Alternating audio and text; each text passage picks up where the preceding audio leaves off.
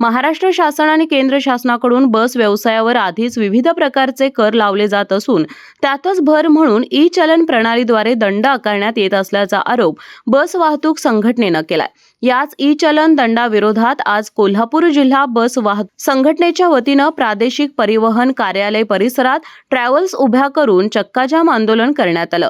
E चलनाद्वारे आतापर्यंत आकारण्यात आलेले सर्व दंड तात्काळ रद्द करावे, 50% आगाऊ दंड भरण्याची सक्ती रद्द करावी, दंड वसुलीची मोहीम तात्काळ थांबवावी, नव्याने स्पष्ट नियमावली तयार करावी, तसेच एखाद्या वाहनाची सीट मर्यादा 50 असेल तर ती किमान 50% वाढवावी अशी प्रमुख मागणी यावेळी करण्यात आली। याबाबत शासनाने लवकरात लवकर निर्णय घ्यावा, अन्यथा संपूर्ण देशात बस सेवा बंद राहील असा इशारा लोरी असोसिएशन कोल्हापूर जिल्ह्याचे खजानीस प्रकाश केसरकर यांनी दिलाय। तर हे ई चलन जे केंद्र शासनाने लागू केलेलं आहे, तर महाराष्ट्र सोडून इतर राज्यामध्ये त्याची एवढ्या प्रमाणात अंमलबजावणी नाही आणि जी महाराष्ट्रात आहे त्यांची सगळी बेकायदेशीर म्हणजे इन्स्ट्रुमेंट चुकीचे आहेत, जे पद्धती आहेत त्या सगळ्या चुकीच्या आहेत आणि यामध्ये लाखो रुपयाचा वाहतूकदारांना भुर्दंड बसत आहे।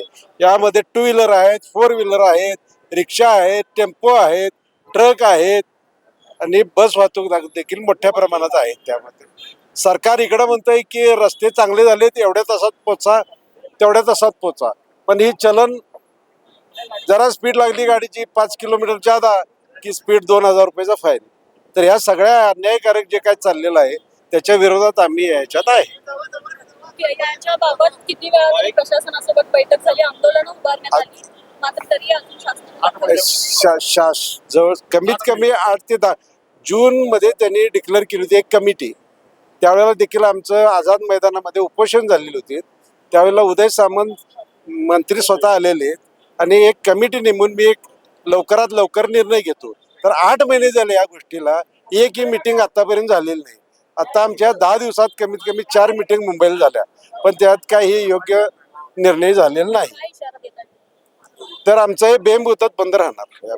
पुढील कारवाईसाठी संघटनेचे निवेदन शासनाकडे पाठवण्यात येईल असं आश्वासन प्रादेशिक परिवहन अधिकारी संजीव भोर यांनी दिलं। आता कोल्हापूर जिल्ह्यातील सर्व वाहतूक संघटनांनी निवेदन दिलेलं आहे की ते ई चलानच्या विरुद्ध संपावर गेलेले आहेत।